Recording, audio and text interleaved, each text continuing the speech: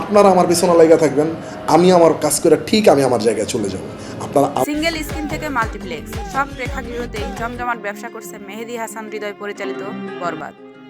ঈদুল ফিতরে মুক্তি পাওয়া এই সিনেমাটি 2 সপ্তাহ হয়ে গেলেও চাহিদা কমেনি, বরং সিনেমাটি দেখতে হুমড়ি খেয়ে পড়ছে দর্শক। সিনেমাটির আয়ও বাড়ছে দাপিয়ে। বাংলাদেশের প্রেক্ষাপটে সিনেমা দিয়ে জমজমাট ব্যবসার স্বপ্ন সত্যি করলেন মেগাস্টার শাকিব খান। এর আগে মুক্তি পাওয়া প্রিয়তমা সেই স্বপ্নের দ্বার উন্মোচন করে। প্রিয়তমার পরিচালক ও প্রযোজকদের দাবি, প্রিয়তমার গ্রস কালেকশন প্রায় 44 কোটিরও উপরে। ঢাকায় সিনেমায় যেটাকে সর্বোচ্চ আয়ের রেকর্ডও বলা যেতে পারে। ঠিক 1 বছর পরেই প্রিয়তমার রেকর্ড ভেঙে দেয় শাকিব খানের আরও একটি সিনেমা। রায়হান রাফি নির্মিত তুফান নিয়ে এবার ঝড় তুলেন শাকিব। লন্ডভন্ড করে দেন ঢালিউডের অতীতের সকল রেকর্ড। জানা যায় তুফানের মোট আয় দাঁড়ায় প্রায় 56 কোটি টাকা, যা প্রিয়তমার গ্রস কালেকশনের থেকেও প্রায় 12 কোটি বেশি। এরপরেই ভক্তরা ভাবতে শুরু করেন, বলিউডের মতো এবার হয়তো ঢালিউডেও 100 কোটির ঘরে পা রাখতে পারে ঢাকাই কোনো সিনেমা, আর সেটা মেগাস্টার শাকিব খানের হাত ধরেই সম্ভব হতে পারে।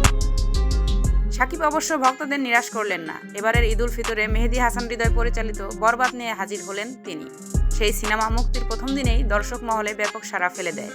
এরপর সময়ের সাথে সাথে বরবাদ দেখতে সিঙ্গেল স্ক্রিন মাল্টিপ্লেক্সগুলোতে দর্শক হুমড়ি খেয়ে পড়ল।